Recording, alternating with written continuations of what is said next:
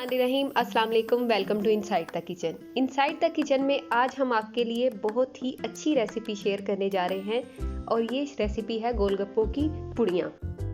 गोलगप्पों की पुड़ियाँ आप घर पे तैयार कर सकते हैं और बड़े आराम से इनको सेव करके रख सकते हैं। ये बहुत ही आपको फ़ायदा देंगी रमज़ान में जाके, इसलिए आप इसे पहले से बनाएं और बना के इसे किसी भी एयर टाइट जार में या किसी भी प्लास्टिक बैग में बंद करें और रख दें।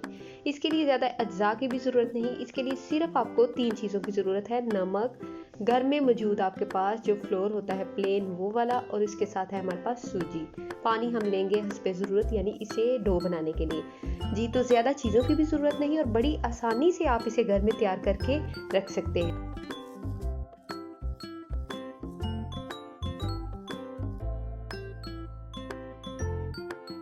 इसमें सिर्फ 1-2 टेक्निक्स का ख्याल रखना पड़ेगा और आप देखेंगे कि आपके गोलगप्पे बिल्कुल क्रिस्पी और बिल्कुल बाजार जैसे तैयार होंगे। तो पहले हम इसकी डो तैयार कर लेते हैं। हम इसके लिए लेंगे सूजी 1 कप लेंगे और उसी कप से आप मेजरमेंट करके घर में मौजूद जो रोटी का आटा होता है वो लेंगे 2 कप। इन दोनों अज्जा को शामिल करने के साथ हम शामिल करेंगे नमक शामिल कर लेंगे हम 1 खाने का चम्मच। आप इसको अच्छे तरीके से मिक्स करेंगे और इसके बाद हम लेंगे पानी। आप पानी बिल्कुल नॉर्मल लेंगे, यानी गर्म पानी से नहीं गूंदेंगे, और फिर इसे आराम से थोड़ा ऐड करके आप इसे एक अच्छी सी डो बना लेंगे आटा गूंद के। एक चीज़ का ख्याल रखें, इसके लिए जो आटा आप गूंदेंगे वो भी याद रखें कि बहुत सख्त होना चाहिए।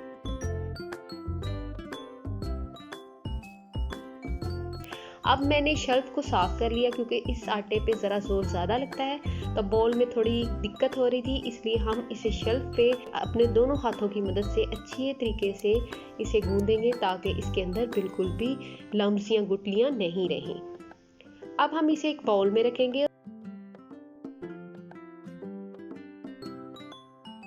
आप इसे जब भी ढांपेंगे इस आटे को, उसे गीले नैपकिन से ढांपेंगे और इसे छोड़ देंगे 15 मिनट के लिए ताकि आटा बिल्कुल अच्छे तरीके से स्मूथ हो जाए। अब जैसे कि आप देख रहे हैं कि आटा बड़े अच्छे तरीके से स्मूथ हो चुका है। अब हम 15 मिनट बाद इसके छोटे छोटे बाल बनाएंगे। बिल्कुल छोटा साइज होगा, कह लें इतना साइज जैसे छोटा रसगुल्ला होता है, या लीमू का साइज कह लें, लीमू के साइज के हम छोटे छोटे बाल बनाएंगे। आप बाल काफ़ी से बना लें और इस बाल बनाने के बाद भी इसको गीले नैपकिन से कवर कर दें।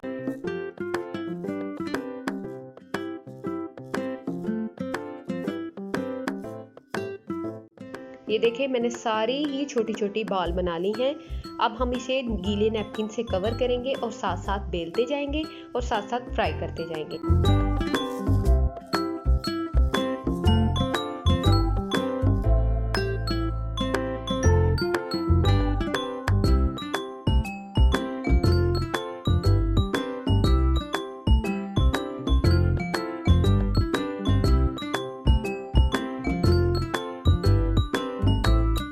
ये देख रहे हैं आप, मैंने इसे बेल लिया है और इसकी छोटी छोटी सी रोटियां तैयार कर ली हैं। अब हम ऑयल लेंगे और ऑयल को बहुत अच्छे तरीके से गर्म करेंगे, यानी बहुत तेज़ फ्लेम पे। आप देख रहे होंगे इसके धुएं से भी कि बहुत तेज़ फ्लेम पे हमने इसे फ्राई करना है। और अब हम तो अंदर डालेंगे एक रोटी को और ऊपर से प्रेस करेंगे चम्मच की मदद से, और आप देखेंगे कि ये बड़े अच्छे तरीके से फूल जाएगी।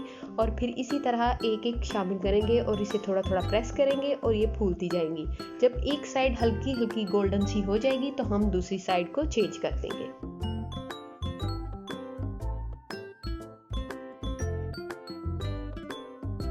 आप इस रेसिपी को अगर फॉलो करेंगे तो इंशाल्लाह बहुत परफेक्ट रेसिपी आपकी बनेगी। नॉर्मली गोलगप्पों की रेसिपी सबसे सही नहीं बनती, लेकिन अगर आप इस रेसिपी को फॉलो करेंगे तो यकीनन आप एक परफेक्ट रेसिपी तैयार कर सकते हैं जी। तो आप देख रहे हैं दोनों साइड्स पे बहुत खूबसूरत कलर आ गया है और हम अब इसे ट्रेन आउट कर लेंगे। ठंडे होने के बाद हम इसे सर्विंग डिश में निकालेंगे। आप ये चेक कर सकते हैं किस कदर क्रिस्पी है इसकी आवाज़ से जी। तो एक चीज़ का ख्याल रखें, जब आप गोलगप्पे फ्राई करें तो इनको ड्रेन आउट करने के बाद एक कपड़े पे फैला लें जब तक ये ठंडे नहीं होंगे, यानी बिस्किट की तरह इसे भी थोड़ा सा टाइम देंगे और फिर ये खुद ही क्रिस्पी हो जाएंगे। और इसके बाद हम इसे किसी भी एयर टाइट जार में या शॉपिंग बैग में डाल के तो सेव कर सकते हैं।